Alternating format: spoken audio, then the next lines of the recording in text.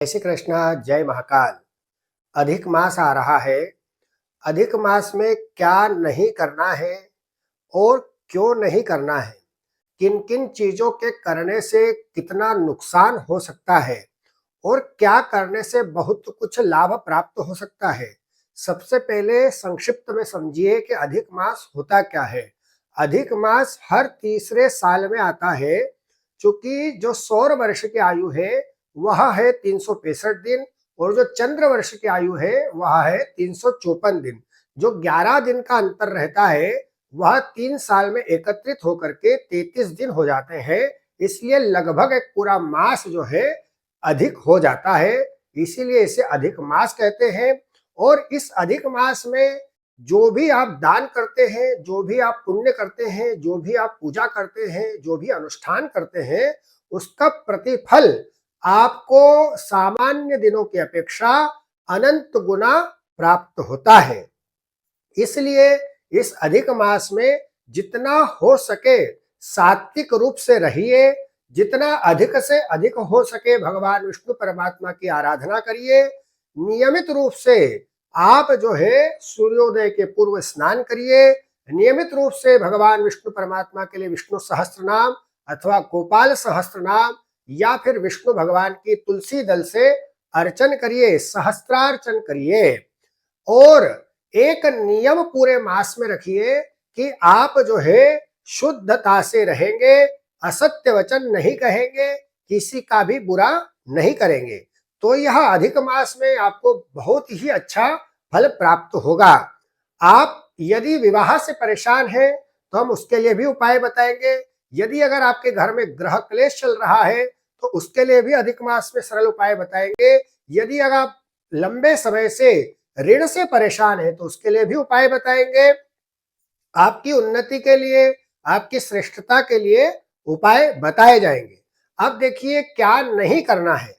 नहीं करना है, कोई नया वाहन नहीं खरीदना है, कोई नया भवन नहीं खरीदना है, किसी प्रकार से कुछ भी उत्सव नहीं मनाना है, किसी भी प्रकार से कोई चौल संस्कार, मुंडन संस्कार नहीं करना है। नए कार्य को अवॉइड करिए और जो है व्रत उपास पूजन करते रहिए, है ना। वास्तु शांति कदापि नहीं करें।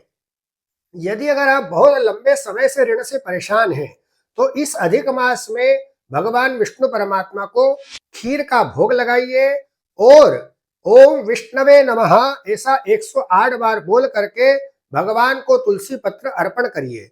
यह क्रम आप जो है निरंतर करिए, एक ही समय पे करिए, तो निश्चित रूप से आपको ऋण से समाधान प्राप्त होगा। यदि अगर आपकी समस्या विवाह को लेकर के है, यदि अगर विवाह से परेशान है, वैवाहिक जीवन में कष्ट चल रहा है, तो भगवान विष्णु परमात्मा को हरिद्रा अर्पण करिए। ओम विष्णवे नमः बोल करके खड़ी हल्दी अर्पण करिए, 108 खड़ी हल्दी अर्पण करिए। तो आपके विवाह में यदि बाधा आ रही है तो शीघ्र विवाह होगा, और यदि गृहस्थ में बाधा आ रही है तो गृहस्थ में श्रेष्ठता प्राप्त होगी। यदि घर में बहुत क्लेश हो रहा है, आपसी सामंजस्य बहुत कमजोर हो रहा है, तो एक बहुत ही सरल उपाय बता रहे हैं। इस अधिक मास में गाय को चावल बना करके खिलाइए। आप देखिए यदि 11 दिन तक घर में चावल बना करके गाय को आप खिलाते हैं तो आपके घर में ग्रह क्लेश जो है वह बहुत कम होने लगेगा। पूरे मास यदि संभव हो तो बहुत ही अच्छी बात है। भगवान विष्णु परमात्मा की प्रसन्नता के लिए अधिक मास में आप जो है भगवान विष्णु परमात्मा की आराधना करिए, अधिक से अधिक जप करिए। यदि अगर आप कोई पूजा करते हैं, कोई अनुष्ठान करते हैं, तो निश्चित रूप से इसी महीने में उसे कर लीजिए। इस अधिक मास में यदि अगर आप अनुष्ठान कराते हैं तो आपका अनुष्ठान कई गुना पुण्यकारी हो जाता है और आपको उसका पुण्य प्रतिफल बहुत ही अच्छा प्राप्त होता है।